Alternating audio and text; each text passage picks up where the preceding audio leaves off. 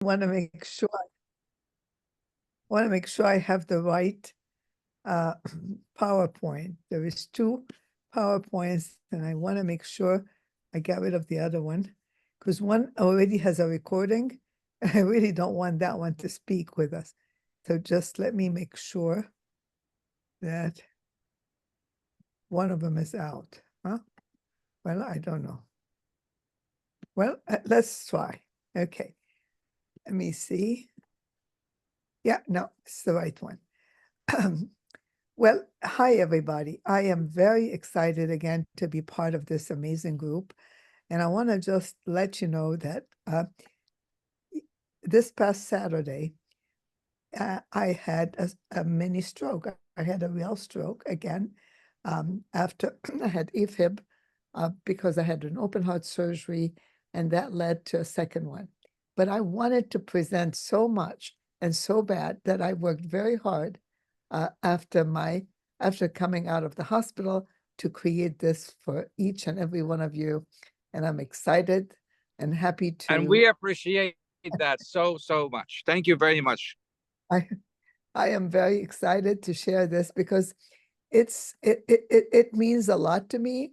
And when it comes to talking about regenerative medicine, we can't talk about regenerative medicine without addressing or the omics, and because that really gives us a complete picture of the whole thing.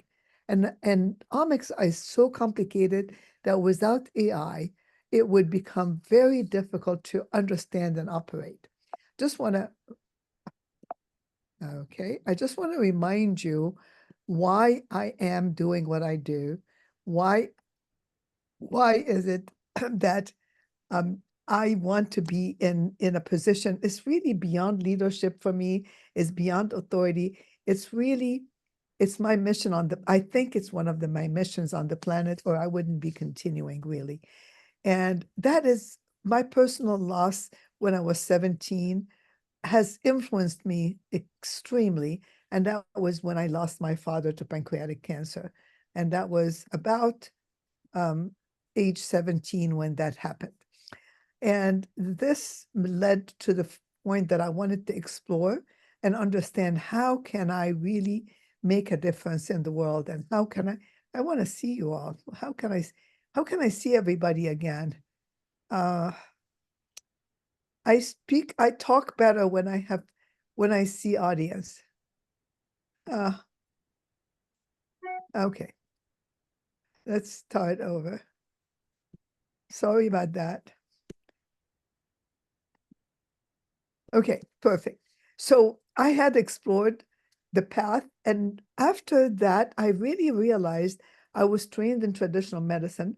And now that I am really living the life of understanding medicine differently, I have worked on the fusion between the two. It's really the traditional medicine give me a lot of information, and I'm grateful for that. So really being trained in Western medicine is not something that I ever regret. And being exposed to a more rounded approach that included everything from homeopathy to functional medicine to regenerative medicine really made it clear that we have to add them all together. And that's why I like to use integrative or advanced integrative medicine more than any of the other things we talked about, whether anti-aging or regenerative or functional. I really think integrating the whole thing together is for me much more important than anything else I've ever explored. So it's just my feelings. Now, why is it important for all of us to pioneer this personalized healthcare? You are an elite group of people that are making commitment to be here every single week and spend 2 hours of your very valuable time because you are changing lives. And together, we are going to change lives. And we are in the best era ever, even though sometimes I have my doubts about the era of AI because it's replacing a lot of people, but it's an era that is helping us to understand and make things easier. So the AI-driven diagnostic would really help us to be ahead of the game.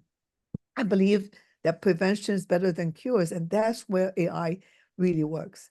But now, if we didn't have the whole omics, we already discussed the omics, and we're going to have a little bit of discussion about that. If we did not understand that we're born with a blueprint that really is only manifested as we need it. You have a blueprint for a beautiful house, but you don't have to build a house. And if you don't have to build a certain pieces of the house, but you have the whole blueprint. So the dynamic of the genomics is really amazing. But the key between the transaction between the genomics and the epigenetics, which is the environment that we are exposed to, is really what creates the whole thing. And that helps us to create a more holistic approach. Because if you look at nature, everything heals itself. Why? Because we have all the tools to help us heal. But now that we are people who are based on science, we're beginning to make knowledge or understand what's happening.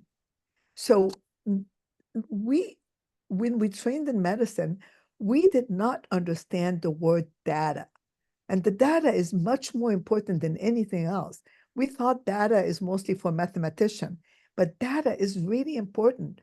But the more data we have, the more you have to have a system that helps you understand and figure out what that data means and how to use it. And when we also know that the omics or the words that ends with omics are becoming more complex and so interacting that it's almost like a multi-complex of omics that really needs to be integrated, and it needs this to be deciphered. So the power of the data analysis is going to help us tremendously to unlock very important biological secrets. This is not theory. This is reality. This is happening. This is the era where we are part of, which I am excited. So understand that the genes are just not the destiny, but the blueprint. And really, the transcriptomics is a very big part of it.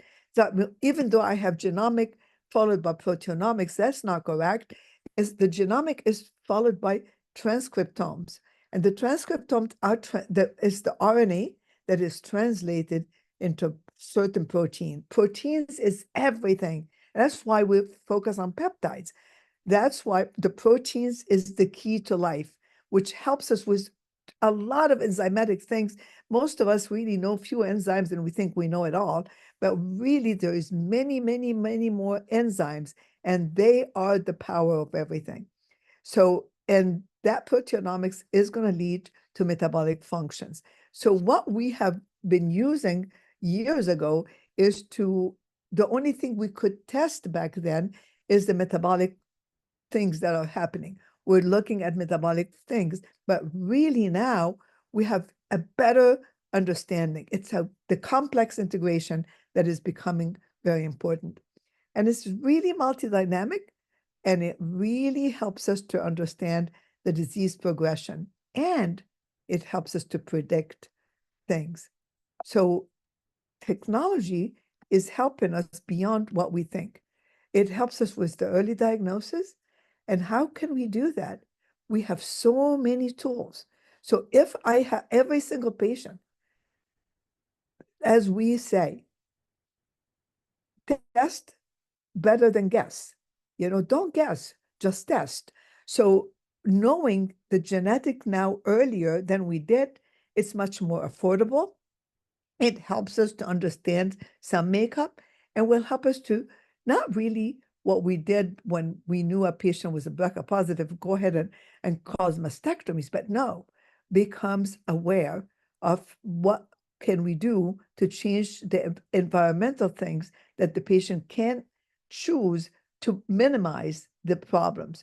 So that early detection in itself is something huge. Don't shy away from doing genomic testing. And it's going to be harder in the beginning until you understand how to interpret the genomic testing, but now with the presence of AI and how AI works with us, we are able to make more sense with the genomic testing that we do. And it's much more affordable than it used to be.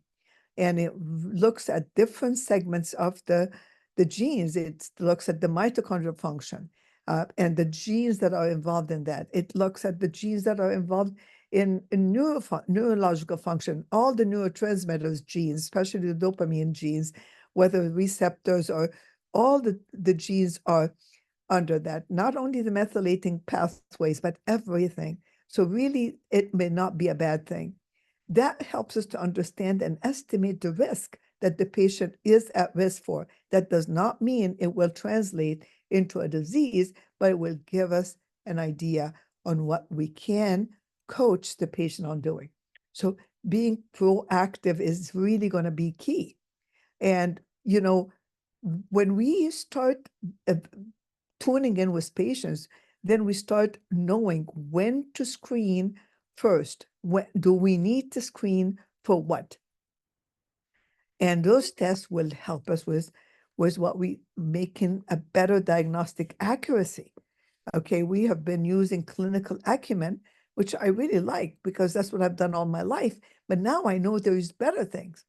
Now, once you have all that information, and with the use of AI, and as you know, that Dr. Halasa, and I am sure each and every one of you have been working on using AI, and maybe some of us are more experienced with it than others, but now we know we've used it for diagnostic. Now we can tailor the personalized treatment protocols for these patients. And then we can do precision treatment. So really understanding the DNA, understanding the RNA, and understanding the proteomics, understanding the peptides, understanding the microbiomics, all of that will help the outcomes. Do not ever hesitate to stop me. This is a conversation. It's not just a lecture. We're here to learn and work together. And I don't want to be I want to be brief, but helpful. Okay. So the AI helps us transform that data into something meaningful. So we got data from all the omics, and we have different ways to do that. But you take that data and you put it in the AI system, and there's different AI systems that can be of service, and then come up with a tailored, precise plan that helps that particular person and not anybody else. Again, I love this about repeating that genomics and epigenomics are very important. If I would choose one, I would choose epigenomics as number one. And what we didn't know before is the epigenetics information can be transmitted itself through transgenerational. It's not just the genetics. So also the way the genes are going to be transcribed it can be transgenetically transmitted to the parents. And we have different ways to do this. We have ways to sequence the RNA. We also know what regulates certain genes, and we know the stop and the end of every single gene, and it gives us more insight, and it's given us a landscape of understanding. Now, and then what we focused on in the past was the metabolic profiling. And really, why am I really saying this? Because when you treat a cancer patient, or you treat the patient, cancer is a chronic disease as well. It's one of the chronic diseases that we're treating, like Lyme or chronic fatigue and autoimmune. All these are chronic diseases. So we need to know how to put it all together.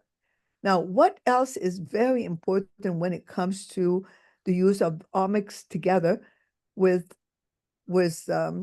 what they started was really understand the omics in the use of drugs. So they understood how the drugs are metabolized, and that the pharmacodynamic of drugs have been really started. The first thing that we focused on when we talked about genomics, we focused on the drug metabolism. And now that helps us also in drug discovery. It is so important, and not only drugs, but even natural substances. We need to focus on natural substances and discover the power of natural substances. So when I say the Akoury Precision Protocol, it's to tell you what I have adopted over the last 40 years of my practice in medicine, and I'm perfecting every single day, is I've created a protocol for myself and for everybody who works for me. We begin with a very good, strong history. And the history goes into everything from the toxic exposure to 6 years before that, what happened, to sexual history, to environmental history, to every single thing, and emotional history. It's a very important thing. It's a very hard thing to ask, but it's the hardest thing to ask is what helps us. When I interview my patient, it's in a very kind, quiet, calm environment. I don't allow any movement around me, and I focus on nothing but the patient. There's no phones around, and it's just focus on the patient. I have a special light that is calming and soothing, and here we do a very thorough history, and I pay details. Then we have diagnostics. We have labs. We have all the diagnostic that is needed, and then we create a personalized treatment using some AI tools that helps us. So it's a complete body checkup, and we use the power of AI when create a plan. So let's focus on one thing to make things easier for us, and that's my protocols for cancer treatment. So if I do a protocol for cancer treatment, the protocol includes the amazing diagnostic that really based on omics. And here there is a very important lab that I want you to know about. So it's a lab that helps us to profile not only the patient genomics, but the cancer genomics, the molecular diagnostic, and that's how we create the stuff. So I used two labs. One is called the RGCC, which is becoming now the global leader in the omics-based cancer diagnostic testing. And I also use Bifocus that is a German-based testing. And both of them have cutting-edge technology, and they have massive expertise, and you can call them if you have a question. They also developed the SOT immunization for cancer technology. So it's a great place to start. Okay, so as we have talked a little bit about this, and if anyone wants to know a little bit more about some of my protocols and what I do, please don't ever hesitate to let me know. So what do I really focus on? I focus on restoring spirit, mind, body. That is very, very, very important to me. I focus also on personalizing the plan. We talk about diets, and we help them through the diets. We don't really say, go ketogenic, go this, go that. We go different diets. We start with the beginning of an anti-inflammatory elimination diet. We keep them on this for about 10 days. Then we start thinking whether this is a ketogenic cancer or not, and maybe we can put them on Candida diet, because a lot of the cancer patients are loaded with, there's sugar, they're decaying with sugar, and Candida is really something that has to be removed from the microbiome in order for us to be able to heal cancer patients. One of the things I look for is Candida in the cancer patients. Every single one of them, we do Candida testing. So anyway, so we work on everything from the detox system to the immune boosting. So it's a very thorough exam and thorough testing protocol that include all this. And we monitor the labs on a regular basis. We monitor everything on frequent basis. And here's what I want you to understand. We use conventional medicine sparingly. I still use it. I use low dose chemo. I'm a pediatric oncologist by training, so I use chemo. I worked in the emergency room for a very long time. I'm an ER doctor as well. I've used biological modifiers, many biological modifiers, including insulin at some point, but it was very hard. Well, if you don't have a training in an ER, sometimes it's very scary to put a person almost in a hypoglycemia to the 40s and lower at times in order for you to get what we call therapeutic moments. So you really needed to understand that. And we used an integrative approach, and that's how we ended up with a personalized treatment. How do I do a personalized treatment? Because we have the RGC testing that really helps us to understand the omics of this person and understand the chemosensitivity testing. So this one other tool that is essential when you work with a cancer patient or a patient who has chronic disease is to empower that patient. The patient is the leader. I am not the leader of the team. I can take a horse to the water, but I cannot make him drink. I empower the patient with knowledge. I empower the patient with the precise diagnosis. I include them in the whole thing. I have coaches that help with support, and we give them choices, and we give them not only informed consent, but we go over the choices they can and allow them to follow up with a regular oncologist, a traditional medical oncologist, if they want to, and we can work with those if we need to. Again, we talk about precision nutrition, and that's why we never have one certain diet. Everybody is talking about too many millions of diets. So the diet is personalized based on the patient's nutrigenomics and the cancer dynamic. And we help them with meal planning. We help them with integrating the whole thing. So teach them how to ferment food. We do a lot of things to really help them unlock these things and unlock those mysteries. So we do that also with rare diseases, whether it's that they may not be as rare as we think, but they're definitely rarer than cancer, MS, or autoimmunes. So, and we do the very same programs in order for us to really dive in and understand what's going on. I usually use all these technology in all my patients' treatment. I do stress management, which I would call it number one. I work on mitochondrial health. That is for me. Actually, I don't know if the M, which one I start off with. Microbiome or mitochondria, they're both for me essential. So I work on both hand in hand, but I do never neglect mitochondria. And mitochondria is not just one thing. It's not, it just everything that fueled the mitochondria and restore mitochondrial health. We work on the inflammation, on the endothelial system, and the peptides, of course, is part of the whole cut. And those are all cutting edge technology that we're talking about.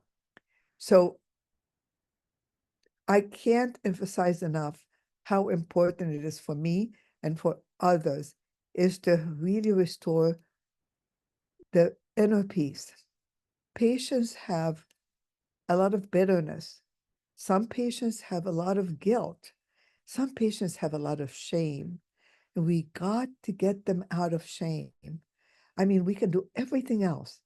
And if we cannot restore the spirit, mind, body connection, really, we can't help them. We can't. People can do the same treatment I do, and they may not have the same result I have.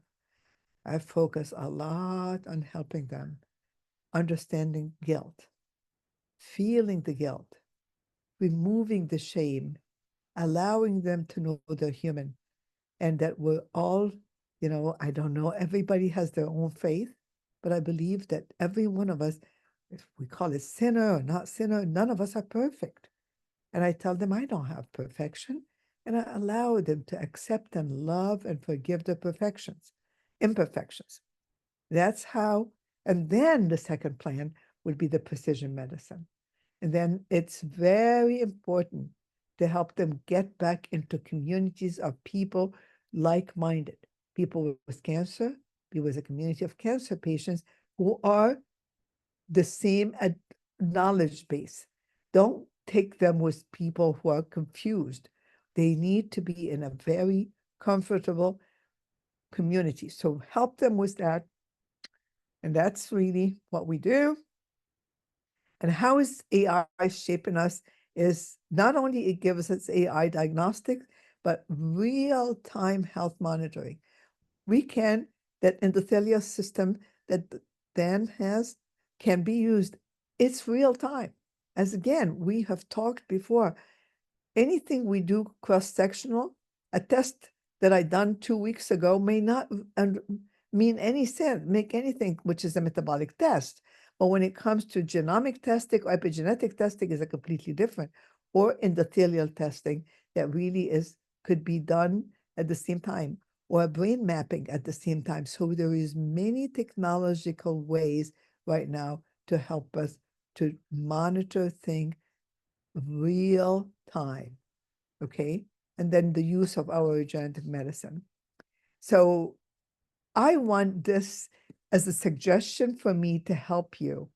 And that is you need to show that you have expertise, that you have a unique approach. You got to let people distinguish you from every single other doctor next door. People need to know that you are a real success, that you are going to conferences like this one, that you're getting CMEs on a regular basis, that you have a unique edge. You are one that is working with AI. People need to know who you are so that you're not mixed with all the others. It's very important. And it's part of the things that I teach and I educate people on. I do a lot of training for doctors all over countries and everywhere. Always demonstrate your expertise. Establish your credibility. Why should I come to you? They ask me, why should they come to me? Well, with humility and respect. I tell them I have 40 years of experience in medicine. I mean, you may not. You may have 20, maybe have 5, but that's seniority over somebody else. I go to lectures. I teach doctors. I've written books. So make sure that you show them that because they need to trust you. Part of the healing is trust. We used to do this. I'm sorry, I just had a stroke 2 days ago. Remind me of what I want to say. When we did the test, give people sugar and they got better. What was that? Dr. Halassa? Is that people improve regardless of what you do. And just part of they improve regardless of what you do is when they trust you. They trust you and they don't have to question you. Very important. So also have social proof of who you are. Have a good social media profile. People need to know you.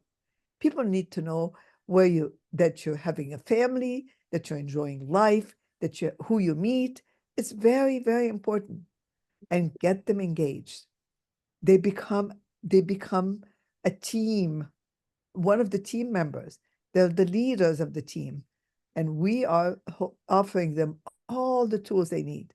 We give them all the information. We're not afraid. And we personalize the care for them and explain to them that why we're different. We are personalizing care. We're using AI and we're doing a great job. Don't forget the biggest hurdle that we have is the financial problems. Patients, our services, unfortunately, may or may not be covered. So you need to talk to them about finances. I hope that this lecture is what you wanted, but I did my very best to share with you some of the things I do. So we talk about what are the challenges for AI and omics is the data security, data privacy. There's a lot of ethical consideration in here. There is a lot of, even myself, I had ethical issues with AI. 15 years ago, Dr. Allen from South Africa came to me and said, Dalal, I want to borrow your brain so I can make AI with it. I said, no, this is my intellectual property. I didn't feel comfortable. I wish I did. He created a lot of amazing apps and it would have been my brain, but didn't want him to use my brain. But that's how they developed amazing stuff.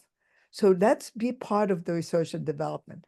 Let's be part of making it, and also hopefully one day this is going to be accessible for everyone. And then everybody would be equitable when it's coming to this. What other challenges do we have? In the omics in particular, it's very complex. And there's a lot of noise in the data.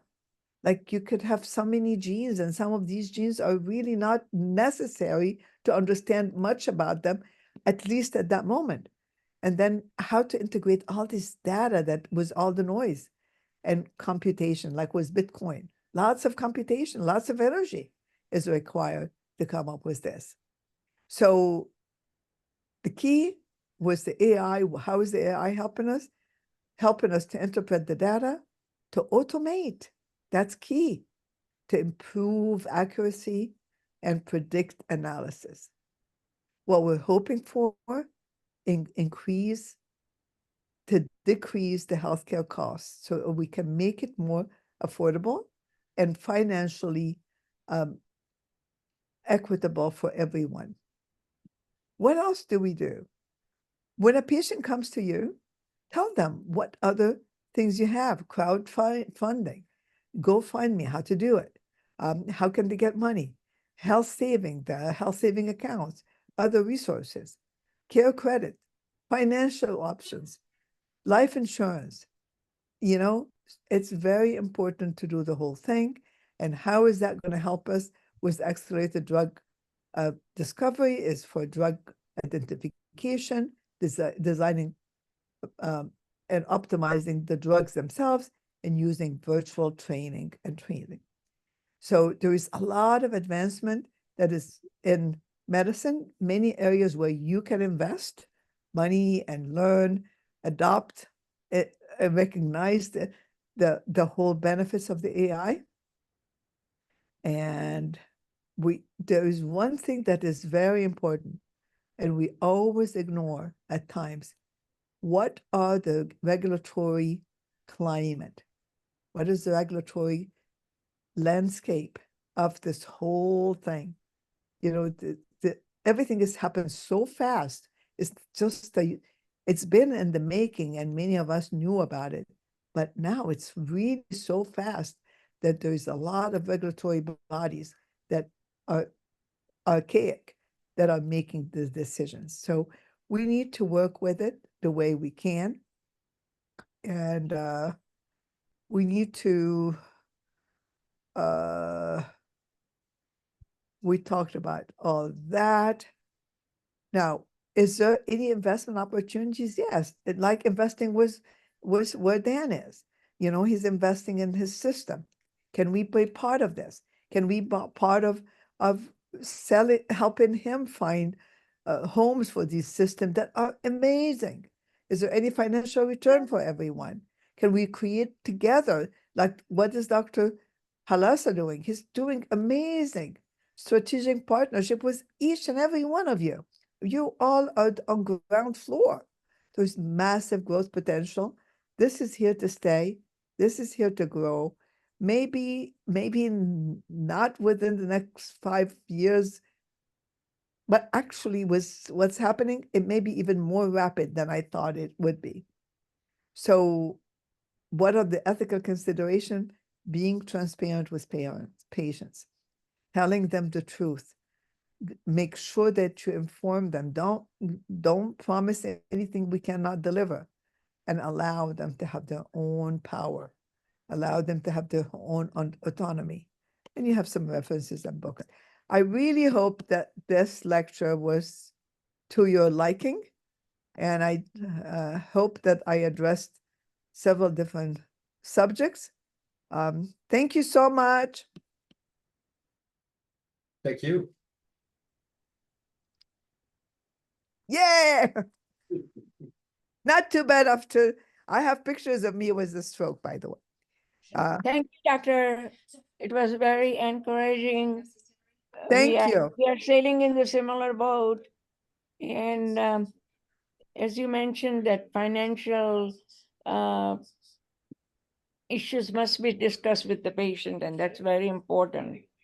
But I like what you said about the crowdfunding and care credit, and also the I think you mentioned about insurance, life insurance. But Yes, you can. but You can borrow. these are some of the things that crowdfunding, any of those alternatives, there is an increase in cost. So I don't know how to discuss it with the patient, because care credit charges them such a high amount of interest. Okay, well, life, your health is your wealth. I had a TV show myself about 6 years or 7 years or 8 years ago, I don't remember. And it aired for at least 2 to 3 years. And it was your health is your wealth. If they don't focus on their health, they won't have wealth. If I don't focus on my health, I wouldn't be here today and give a lecture like this. I wouldn't be able to treat patients. So people, but we need to say it diplomatically and kindly. But people would listen. People care. Like I had a patient said, I can't do, I mean, I had a patient today. She's crying. And I said, I would have loved to really treat you for free. I wish I can. But this is the cost of this and this and this and that. And honestly, the husband was sitting next to me, and it made a lot of sense. So, what can we do to make them feel better? But they need to be part of this. If you do not make money, you'll get a bankrupt. You're not gonna help anybody. So if you want to give 2 or 3 patients treatment for free, then you're not going to treat the hundreds and thousands of people who need you. So people need to understand that. They understand it. They care about you. They respect you. That's why we need to single yourself out from the crowd. You're not part of the crowd. So that's why you have to be on social media. You don't have to, yeah, I don't know if anybody follows me on social media, but I'm on social media. When I had the stroke, I had pictures of me having stroke. I tell them I'm unstoppable. You know, I mean, you just have people to know you. They trust you. And if you have a tiny bit of a tiny weakness, I mean, people respect you more if you're human like them. So don't be afraid to say, I have a back pain at times, or I feel for you because I really experienced that. Just be human, be human. That's just, and people, your health is your wealth. What could you do without it? What's the alternative? Really? You have to say it in a very nice way. You have to train your staff. That's another thing I do, is training staff, because your staff can make you or break you. If the staff themselves feel like it's too expensive what you're doing, I mean, because they cannot afford it, you're not going to keep patients. So you need to let the staff be aware of why it's important, you know? because your staff sell you more than you sell yourself. You know, the reason I don't want to call it selling, it just portray you, because really everything we do is selling to each other. I mean, I am buying from you your knowledge. There's something we're exchanging. Okay, so there is a transaction that is happening continuously, right? So Thank you. you're welcome. My pleasure. I appreciate you. My pleasure. I hope it was good. So how many days do you work? Oh, I've worked for years and I've done a lot of things. The last year and a half, because I was born with mitral valve prolapse that led to mitral valve regurg. And I had severe regurg that was very almost incompatible with life. So about a year and a half, 2 years ago, I had my open heart surgery. I have great ejection fraction. Everything is perfect. It's just the surgery in itself fused electrical disturbances to the heart, and it caused atrial fibrillation. And that atrial fibrillation caused me 3 strokes. So that I had to slow down a tiny bit, but I really never slowed down. I work 60 hours a week, whether writing books or seeing patients or lecturing, or so I don't think I've ever stopped. How can we contact you if we want to talk to you? Um, my you have my social channels, but you also, my cell number is 843-957-1196. I respond to SMS. Very hard for me to answer the phone because, I have it on silence most of the time. So better SMS, WhatsApp, you can text through WhatsApp. I have an office manager. She can arrange to, create meetings for me. But I've really created. I mean, if I would show you everything I've created, you won't believe. I just let me just give you an idea um, of some of this stuff that, like, I mean, just let's say if I put the word roadmap, I'm just gonna put here roadmap. I've created hundreds of roadmaps before AI, roadmaps for all the diseases. I've been create. So if I do roadmaps, so I have a anti-aging roadmap. I have cancer roadmap. I mean, you open each one of the roadmaps, you'll see protocol. I mean, I've worked years and years and years of creating stuff, phase 1, phase 2, everything. So, I mean, everything I've worked on for years, chronic fatigue, um, everything. So I've made maps. I've made, um, you know, uh, I mean, for almost everything, I have a roadmap. And those things I really want at some point, cancer roadmap, cancer every single thing that you can imagine, I have created, you know. So eventually, a lot of these things I am working on. That's why I'm creating the training program I have. Uh, you have no idea how much I have created. I've created millions of PowerPoints for years for education. Yeah, but I would be delighted to be of service. Now, I think this working through what we're doing, we're having with Dr. Halasa, it's a great place where we can talk. Um, I'm doing a training program on how to make your clinic very successful. I'm also training people on how, let me show you oh, I'll show you here. Let me share. So here are projects. So I teach them how to create my videos.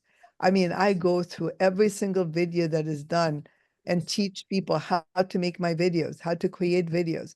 I mean, I do, I review, this is me sending, okay, this TikTok is no good, this is good, do this. I just did that myself. Oh, yeah, yeah. I love you more than I can say. So, I mean, I wanted to, I want to help people to really have a presence. I want to give them what I've learned in 40 years of medicine. Yeah. It's wonderful that you're sharing secrets of your life. Well, I mean, we have, we're going to be leaving. I mean, some of it, some of it, what do you do? If I can help people, that more, I will, as soon as much as I can. If they want to learn more from us and they want to come to our retreats, I mean, whatever. I mean, if I made some sense, I'm so happy that I brought the omics. I've been working on the omics for many, many years, and I love them. And I thought this is something that not many people talk about. And I thought that really brings everything together. So I just was sharing that.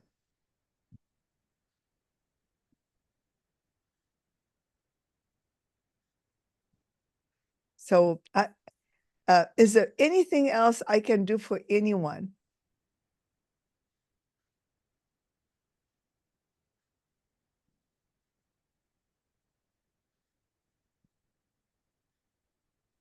Can you give us some information in the chat?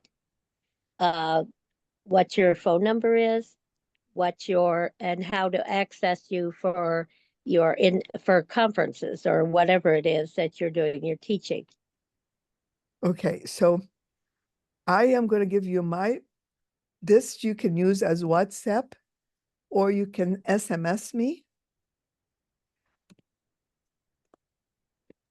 Okay, so That's SMS one you. one of the way, but the lady that works for me, her name is Sina, and I will give you her number right in a Good, minute. I'm sorry, go ahead. that's fine. I said good. And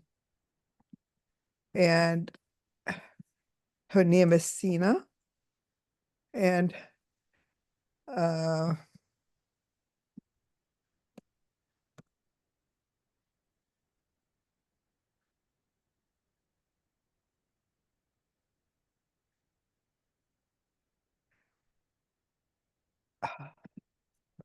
843-902.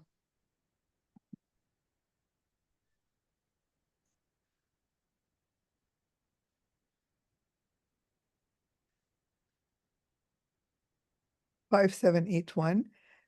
Please text her, or I can also give you the office number, and she Okay. will answer it herself. If anybody else answer, request to speak to Sina, because Okay. she will be the best person to help you.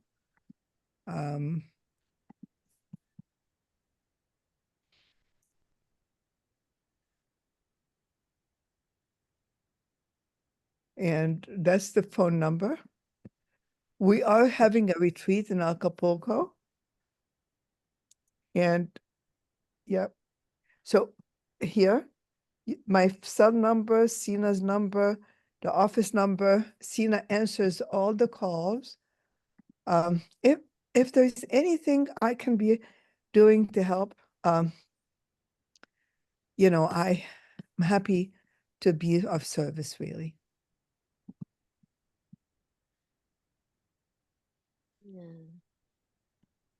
Okay.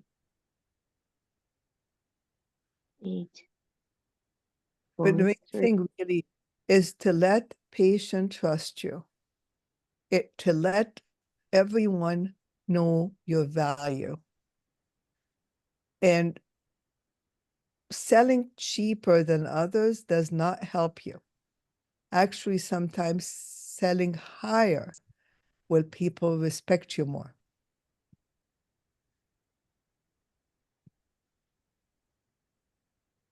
I invested a lot in learning, hundreds of thousands of dollars to really learn how to, yeah. Don't compete with prices. Don't compete on prices. Compete on value.